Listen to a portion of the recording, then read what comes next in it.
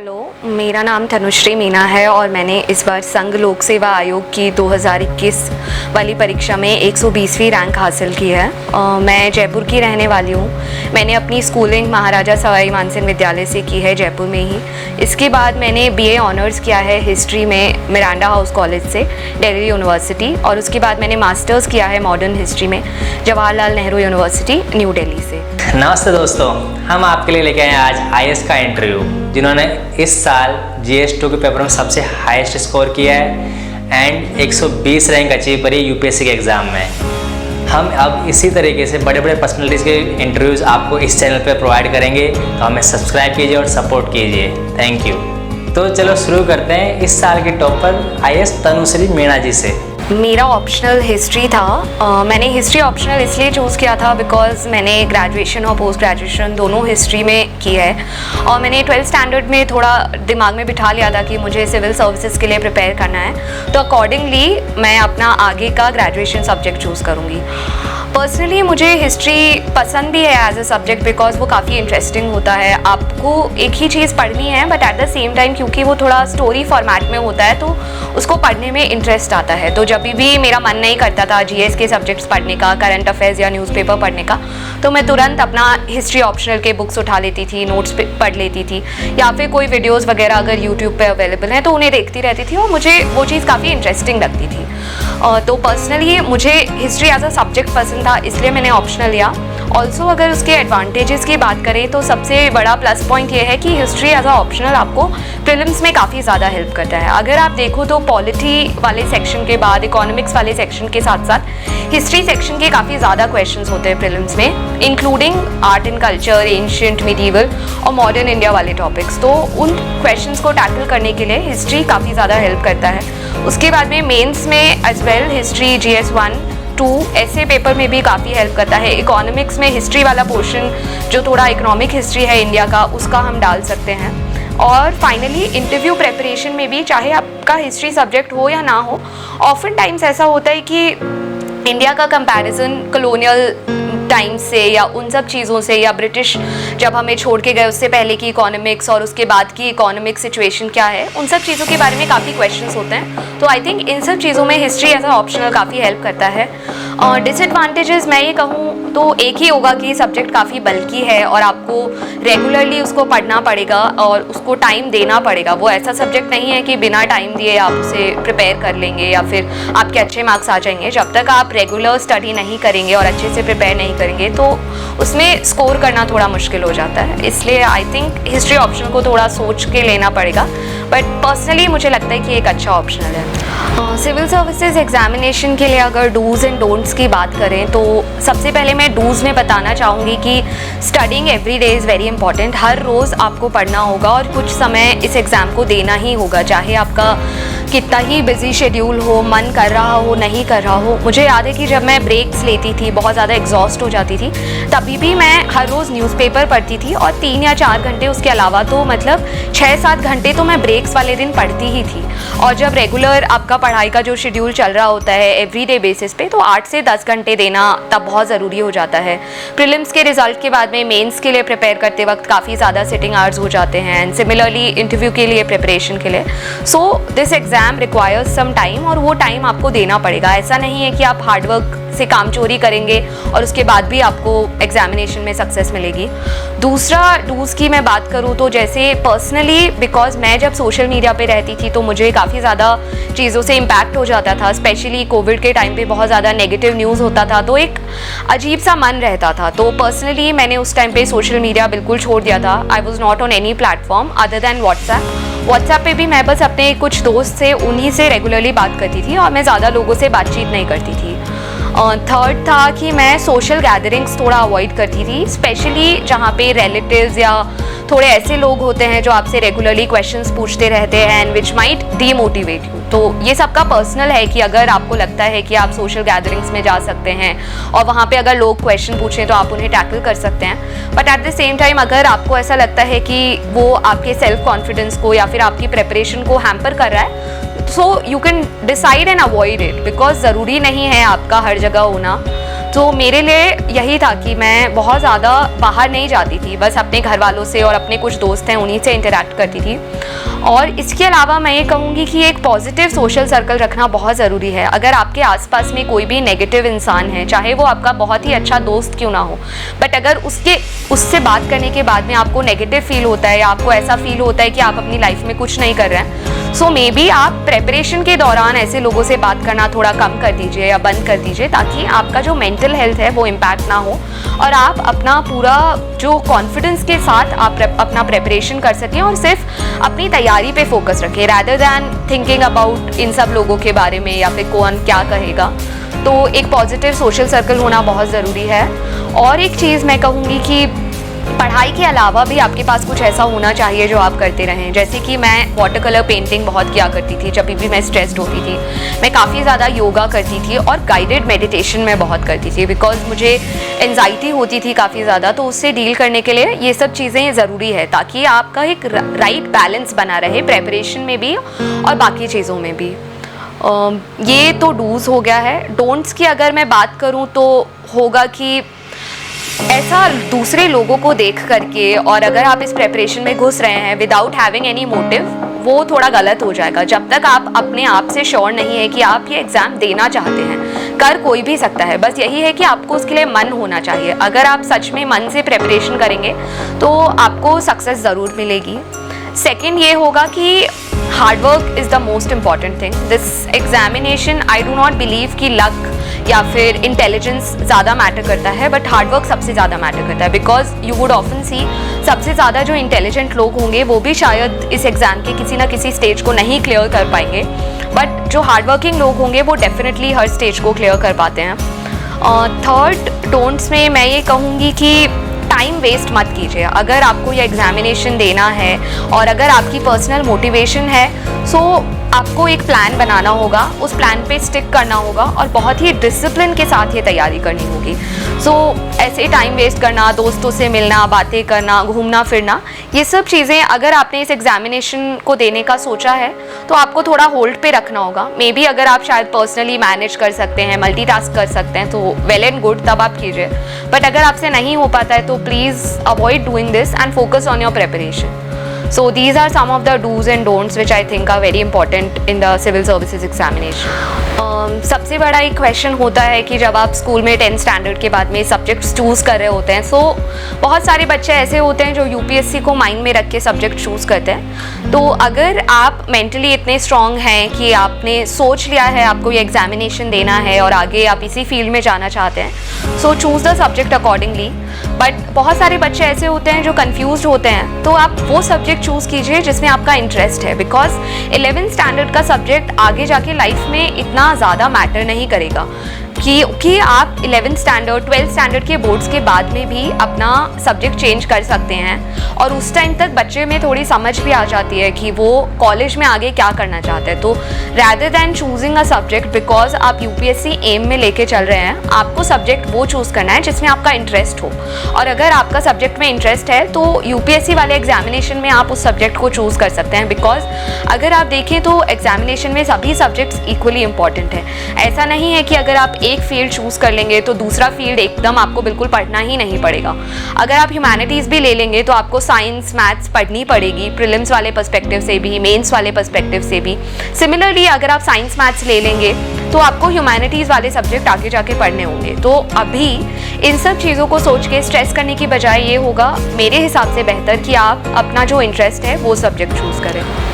12th standard के बाद में दिल्ली यूनिवर्सिटी में एडमिशन लेने के लिए जैसे पहले प्रोसीजर था कि वो लोग कट ऑफ परसेंटेजेस निकालते थे एंड आपको सिर्फ 12th स्टैंडर्ड में अच्छा स्कोर लाना होता था अपने बोर्ड एग्जामिनेशन में एंड आप अच्छे कॉलेज में एडमिशन ले सकते थे।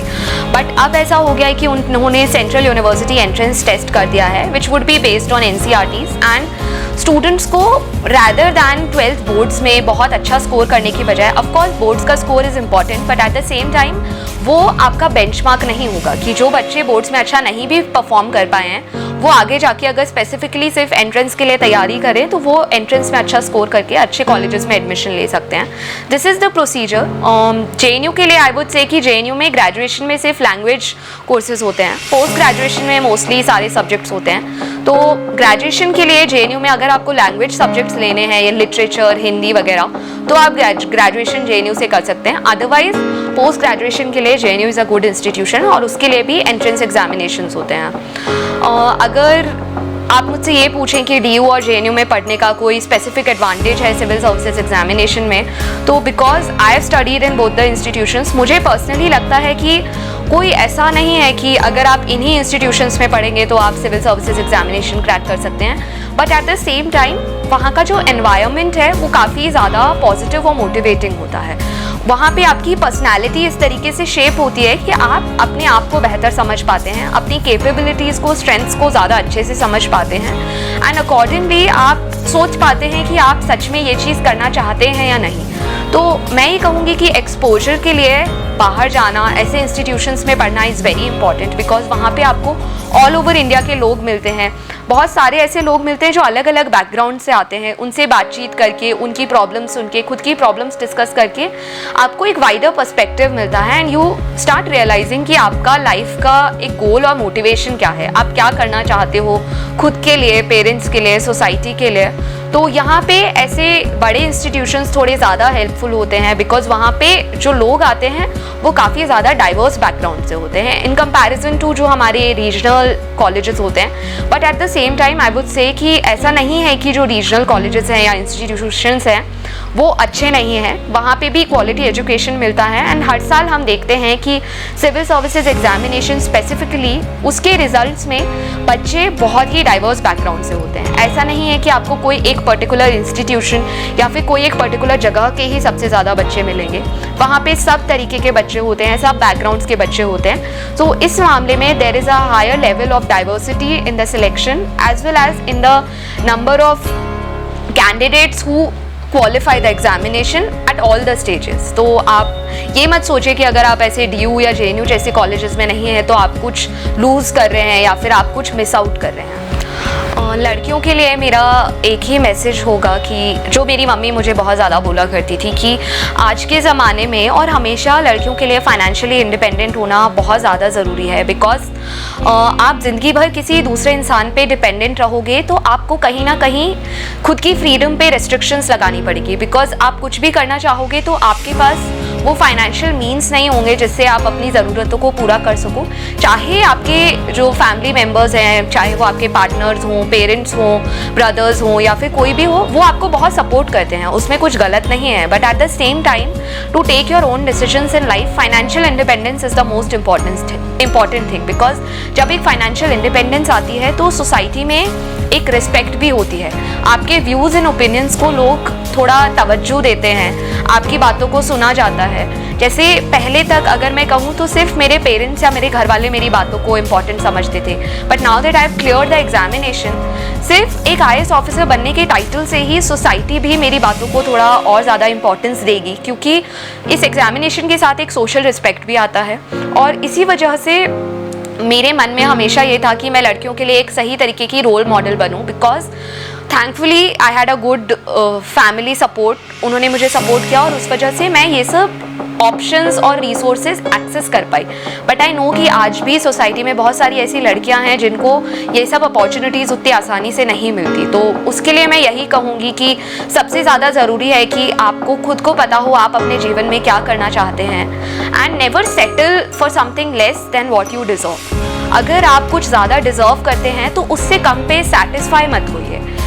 हो सकता है कि अभी शायद आपकी सिचुएशन ऐसी होगी कि आप अपना पूरा कंसंट्रेशन या आप अपने आप को पूरी तरीके से अपने गोल्स को नहीं दे सकते हैं, बट कभी ना कभी आपका भी टाइम आएगा। तो वो टाइम जब आएगा उसके लिए आप अपने आप को हमेशा तैयार रखिए and wait for the right opportunity and grab that opportunity with both hands. मतलब एकदम वो जब भी आपको मौका मिले उस मौके को आपको कभी छोड़ना नहीं है। तो मेरा यही मैसेज होगा कि have your hopes high and अपने फैमिली, अगर आपकी फैमिली सपोर्टिव है, आपको अपॉर्चुनिटीज़ प्रोवाइड कर सकती है, so don't let go of those opportunities because आपको ये रियलाइज़ करना बहुत ज़रूरी है कि आज भी हिंदुस्तान में आधी से ज़्यादा ऐसी लड़कियां हैं जिनको शायद कभी ये अपॉर्चुनिटीज़ मिलेंगी ही नहीं जो आपको इतना ईजिली एक्सेसिबल है। तो यही मेरा मैसेज होगा कि आप अपनी अपॉर्चुनिटीज़ को जुडिशियसली यूज़ कीजिए। लड़कियों के पेरेंट्स को मैं एक ही चीज़ कहना चाहूँगी कि सबसे ज़्यादा ज़रूरी है कि आप अपने बच्चे को उसके जेंडर बायसेस के बिना देखें। जैसे आई थिंक मोस्टली सब पेरेंट्स अपने बच्चे को इक्वली प्यार करते हैं, बट होता क्या है कि सोसाइटी आपके दिमाग में बहुत ज़्यादा डाल देती है कि लड़की एक बर्डन है, उसको वो पराया धन है, जल्दी से जल्दी उसकी शादी करके उसको उसके ससुराल में सेटल कर दीजिए, वरना अच्छी एज पे अगर शादी नहीं हुई तो अच्छे रिश्ते नहीं मिलेंगे and all of that. But आपको ये सोचना है कि आपके बच्चे की खुशी किस चीज़ में है। क्या उसकी खुशी आगे जाके एक सेटल्ड हाउस होल्ड में है, या फिर उसकी खुशी इसमें है कि वो खुद के पैरों पे खड़ी हो पाए। अगर आपका सपोर्ट आपके बच्चे के पास रहेगा, चाहे वो लड़का हो या लड़की हो, आई एम श्योर वो दुनिया की किसी भी मुसीबत का सामना बहुत निडर तरीके से कर सकते हैं। इसके लिए सबसे ज़्यादा ज़रूरी है, स्पेशली लड़कियों के माँ बाप के लिए, कि वो सोसाइटी की बातों को अपने कानों पे ज़्यादा पढ़ने ना दे और उस वजह से अपने बच्चे की तरफ अपना एटीट्यूड ना चेंज करें। वो बहुत ज़्यादा ज़रूरी है, बिकॉज अगर चाहे आपके मन में नहीं भी होगा, बट अगर आप दूसरों के कहने पे ये सब चीज़ें सोच के बच्चों को इनडायरेक्टली प्रेशराइज करने की कोशिश करेंगे, स्पेशली लड़कियों को, तो उनके मन में वो डर हमेशा रहेगा कि कहीं मेरी शादी ना कर दे, या फिर कहीं मुझे वो अपॉर्चुनिटीज़ ना मिले, या फिर कहीं मैं अपनी लाइफ में कुछ ना कर पाऊँ। तो वो जो कॉन्फिडेंस आता है कि मेरे को मेरी लाइफ में कुछ करना है और आगे बढ़ना है, वो पेरेंट्स के अनकंडीशनल सपोर्ट से ही आता है। And this is why it is very important कि आप बचपन से ही लड़कियों को अनकंडीशनली सपोर्ट करें, उनके गोल्स, एम्बिशंस, ड्रीम्स जो भी हैं उनको वैल्यू करें, और वो सब जितना आपसे बन पाता है उतना पूरा करें। एट द सेम टाइम लड़कियों को, अपनी बेटियों को ये समझाएं कि उनके लिए आज के ज़माने में खुद के पैरों पे खड़ा होना कितना ज़्यादा ज़रूरी है, कि अब वो सिर्फ अपने पति पे या फिर अपने माँ बाप पे या फिर अपने भाइयों पे किसी पे निर्भर नहीं रह सकती हैं। बिकॉज बहुत बार ऐसा भी होता है कि बचपन से आपको इतना कंडीशन कर दिया जाता है कि आप आपकी शादी हो जाएगी, आपको दूसरे घर जाना है, और तो आप खुद से ना गिव अप कर देते हो बहुत पहले ही, चाहे आपके मन में वो हो या ना हो, बट आपको ऐसा लगता है कि अगर नहीं भी पढ़ा या नहीं भी मेहनत की तो भी क्या हो जाएगा, ज़्यादा से ज़्यादा शादी ही कर देंगे। तो वो चीज़ जो है, वो गिव अप करने वाली चीज़ है, वो आपके बच्चे में नहीं आनी चाहिए। एंड इसके लिए ये अनकंडीशनल सपोर्ट और राइट काइंड ऑफ मोटिवेशन बहुत ज़रूरी है। आईएएस बनने की मोटिवेशन मैं कहूँ तो सबसे पहले मुझे मेरी मम्मी ने दी थी। वो बहुत बात करा करती थी इस चीज़ के बारे में कि फाइनेंशियली इंडिपेंडेंट होना ज़रूरी है, एक अच्छी जॉब होना ज़रूरी है। तो जब मैं जैसे जैसे बड़ी हुई तो काफ़ी लिमिटेड आइडिया होता है आपको कि क्या अच्छे जॉब्स हैं, क्या अच्छे पर्सपेक्टिव्स हैं। सोसाइटी में इंडियन एडमिनिस्ट्रेटिव सर्विसेज को लेके एक बहुत ज़्यादा सोशल रिस्पेक्ट था, तो वो चीज़ देख के सुन के हमेशा एक क्यूरियोसिटी थी कि ये होता क्या है। तो जैसे जैसे बड़ी हुई थोड़ा खुद से समझने की कोशिश की, थोड़ा बहुत पेरेंट्स या लोगों से पूछना, उनके समझाने से समझ आया कि ये किस तरीके का एग्जामिनेशन है, किस तरीके का प्रोफेशन है, क्या आपके पावर्स होते हैं, क्या आपके वो होता है जो आप मतलब क्या चीज़ें आप सोसाइटी के लिए इन जनरल कर सकते हो। तो जब मैं स्कूल में थी तो 10th स्टैंडर्ड में मैंने साइंस मैथ्स लिया था, क्योंकि मुझे उस टाइम पे वो सब्जेक्ट ज़्यादा पसंद थे और मुझे हमेशा से ये आइडिया था कि अगर मैं साइंस मैथ्स ले भी लूँगी, इन केस मुझे इंटरेस्ट नहीं आता है तो मैं 12th स्टैंडर्ड के बाद में उसे चेंज कर सकती हूँ। तो मैंने अपना वो ऑप्शन ओपन रखा। फिर 12th बोर्ड्स में मेरे काफ़ी अच्छे मार्क्स आए एंड मेरा DU में मिरांडा हाउस में एडमिशन हो रहा था। तो आई डिसाइडेड कि मैं अपना इसी फील्ड में आगे जाना चाहूँगी, बिकॉज एक तो मुझे दिल्ली यूनिवर्सिटी में पढ़ना था, मिरांडा हाउस एक बहुत ही अच्छा इंस्टीट्यूशन है, मैं वो लाइफ ज़्यादा एक्सपीरियंस करना चाहती थी। ऑल्सो मेरे दिमाग में थोड़े प्रैक्टिकल थॉट्स भी थे कि बहुत सारे लोग इंजीनियरिंग कर रहे हैं आजकल एंड मुझे प्रैक्टिकली उसका इतना स्कोप नहीं लगा और मेरा इंटरेस्ट भी नहीं था उस चीज़ में कि मैं आगे जाके इंजीनियरिंग करूं, बिकॉज इन दी एंड मुझे इंजीनियरिंग करने के बाद भी सिविल सर्विसेज का एग्जामिनेशन ही देना था। तो मैंने सोचा कि इंजीनियरिंग करके मैं 4 साल उस डिग्री में लगाऊं, वहाँ मेहनत करूं और फिर उसके बाद में सिविल सर्विसेज की प्रेपरेशन करूं। उसका ज़्यादा कुछ पॉइंट नहीं है, इससे बेटर है कि मैं कोई ऐसा सब्जेक्ट लूँ जो मुझे आगे जाके मेरी प्रेपरेशन में हेल्प करेगा। तो जब मैंने अपना ग्रेजुएशन और पोस्ट ग्रेजुएशन हिस्ट्री में किया, so I was very confident while preparing कि मेरा ऑप्शनल सब्जेक्ट तैयार हो गया है। एट द सेम टाइम मेरा काफ़ी ज़्यादा पोर्शन हिस्ट्री के थ्रू कवर हो गया था, जो सिलेबस में होता है, जो आंसर राइटिंग में इंपॉर्टेंट होता है। एंड बिकॉज जब आप ग्रेजुएशन में ऐसे सब्जेक्ट्स लेते हो, आप एक आंसर राइटिंग प्रैक्टिस में आ जाते हो, सो आपको पता चल जाता है कि किस तरीके के आंसर्स आपको लिखने हैं, जो एग्जामिनर्स होते हैं वो किस तरीके की आंसर शीट्स अप्रिशिएट करते हैं या फिर किस तरीके के आंसर्स उनको अच्छे लगते हैं, कहाँ पे ज़्यादा मार्क्स मिलेंगे। तो आई थिंक वहाँ पे ये सब बहुत बेनिफिशियल था मेरे लिए।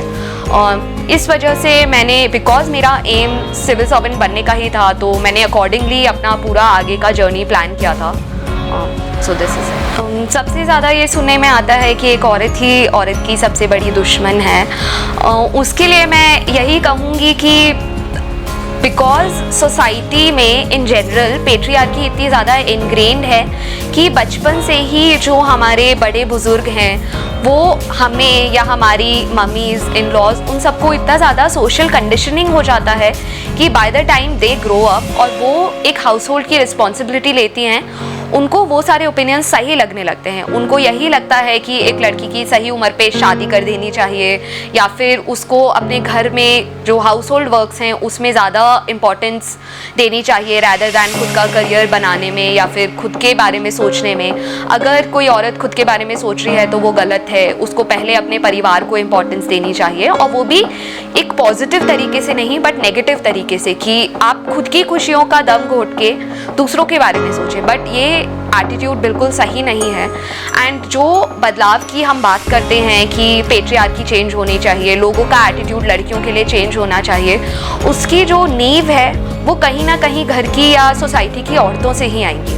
जब औरतें ये माइंडसेट बदलेंगी खुद के अंदर सबसे पहले कि उनकी बेटियां, बहुएं या फिर उनके घर में जो भी औरतें हैं उनको रेस्ट्रिक्ट करने का कोई पॉजिटिव कंट्रीब्यूशन नहीं है उनकी लाइफ में, बट रैदर वो उनको कहीं ना कहीं गलत तरीके से इम्पैक्ट करता है। अगर आप किसी को रोकोगे तो आप ये सोचिए कि आगे जाके शायद वो भी यही सेम चीज़ अपनी आने वाली पीढ़ी में करेगी।